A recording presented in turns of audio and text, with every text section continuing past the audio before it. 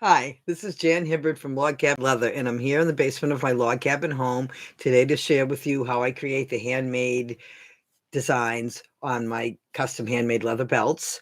I have a new belt collection that will be launching March 10th. So again, this is just a behind the scenes look at how I create any of the designs on any of my belts. If you don't know who I am, again, my name is Jan Hibbard, and I've been making handmade leather goods since 1977.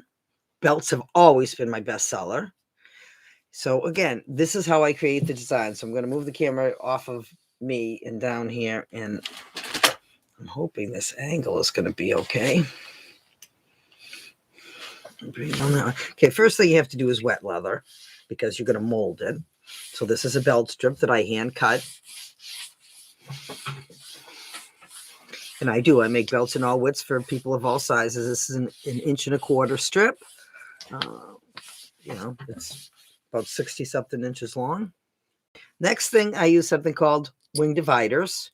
And this is what I'm going to do is I'm going to scribe a slightly light line down the center of the belt. The other thing actually I haven't done yet is I don't have lines on the edges of this, which is another tool I need.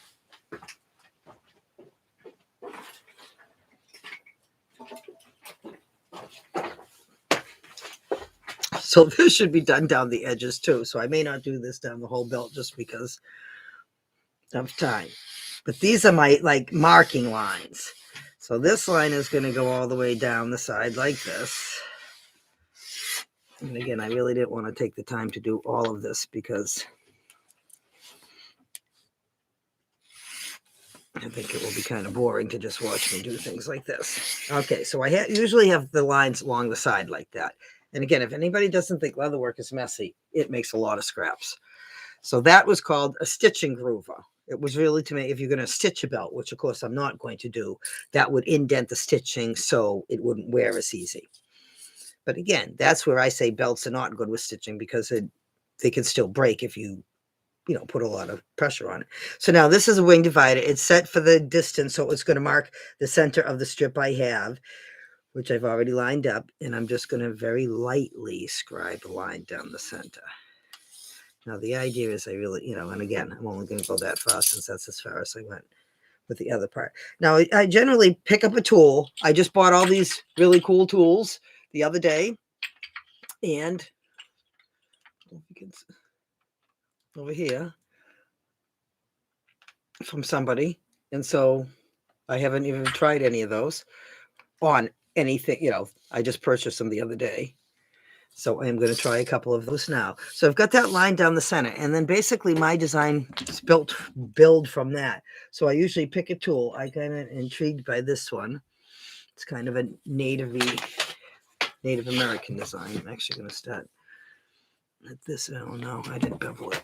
I didn't do the lines. I've got to start it this way. Usually I might start at the tip because again, I don't know how the design is going to end. So I'm going to start not on the edge. So this I'm lining up along my line, along the center. I'm going to stamp it. It's like an Indian diamond design. And then again, my favorite tools are of course these, and I've got some new ones. I don't know, they're similar to what I've got. And I just pick up and I start stamping. I make things geometrical. So again, if I'm going to stamp it on that side of this one, I'm going to stamp it on the other side. Now, once I get a pattern established, I would not keep turning it around to do this. I would go all the way down the belt with that design, which I can also measure out with those wing dividers if I get to a point where the design repeats it. But right now, while I'm still building it, I don't know what it's going to look like and where I'm going to have my design repeat. So now I would probably put something over the top of that. And so again, a lot of times I just try tools. Well, actually, this is a different size than what I have. So this is a new tools. That's kind of big though. And again, I try them like this. I'm talking to myself. Clearly, you can hear that. And I'm lining the tools up.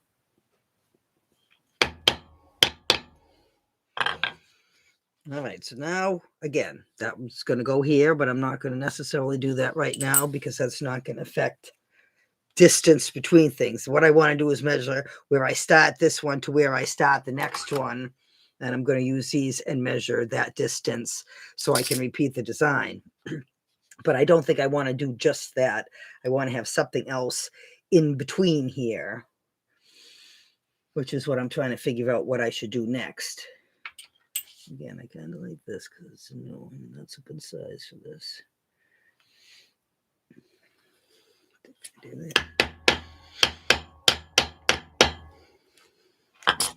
That's kind of a cool one. So do I want to just do that going this way and then repeat my design?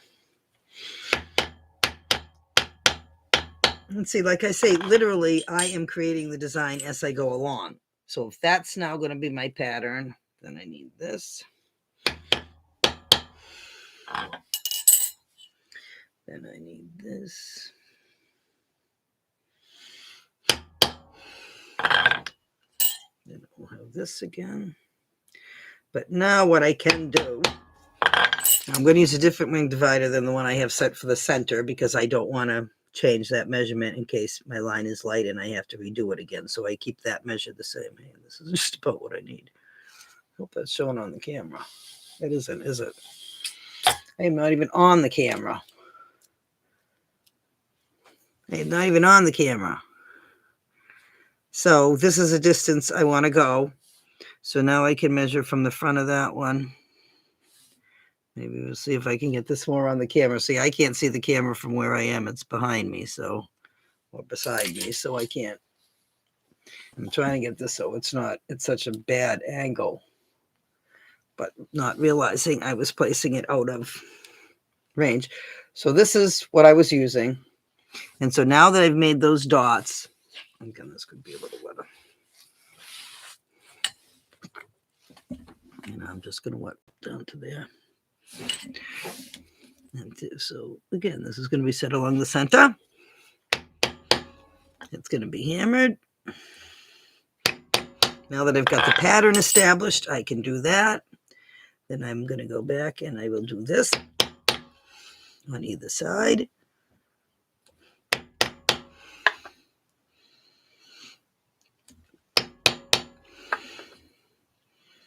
Then I would continue this down the entire length of the belt. Then I would come back and turn it around, and I hope I'm showing this on the camera. Then I would come back and do it this way, and finish up my designs. And then I would go and do the starburst. That's what they kind of call. Or the sunburst, I guess they would.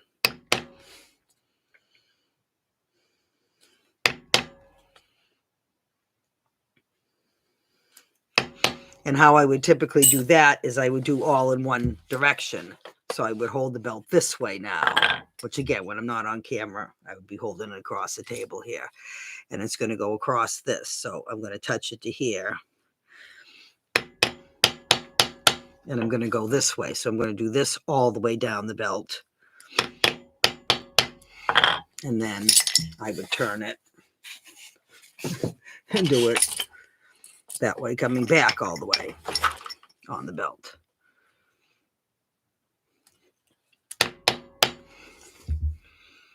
And then the next step after this, of course, would be the coloring.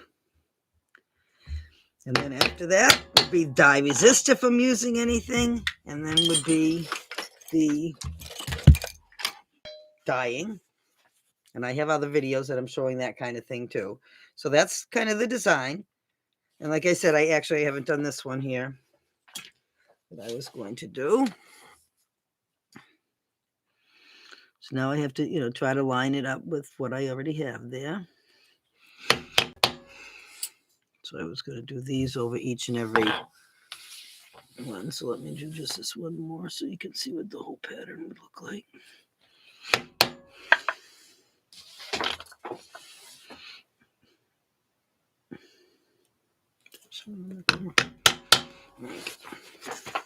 It's very hard for me to get the camera in a place where I can have it. It's attached to my laptop, so you can see the angle because sometimes it's, but I can't quite get it where I want it. So again, there you have it. That would be basically what I'm doing for the design. I should put that one there and then maybe complete.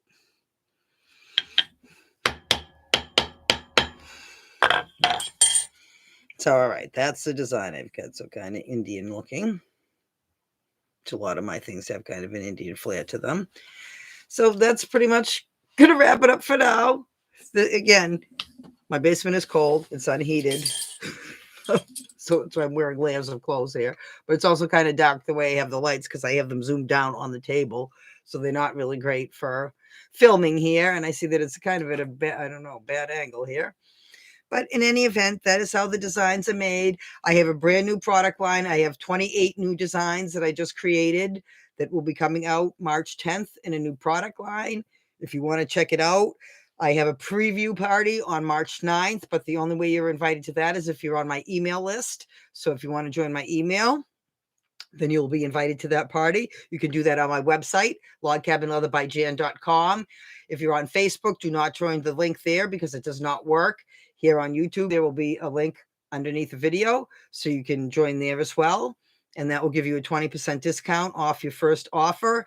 When I have the launch party, I'll also have an additional deal for anybody who's watching the live video. But again, the only way you're going to be invited to see that video is if you are on my email list, because VIPs, my VIP insiders, as I call them, get the best deals and discounts. So they get to see the collection and get special discounts before it's even offered to the public. Because again, everything I make is one of a kind. If I don't have it in stock, they're going to have first dibs on what I have. And, we go from there. All belts are custom fit. So you're going to get a perfectly fitting belt in the width and size you want. It will have a variety of different widths, 4 different widths, 1 3/4, 1.5 inches, 1 1/4, and 3/4 inch. Will all be part of this new collection. So you'll be able to check those out on my website as well, logcabinleatherbyjan.com. That's going to wrap it up for now. Thank you very much. Have a great day. Bye.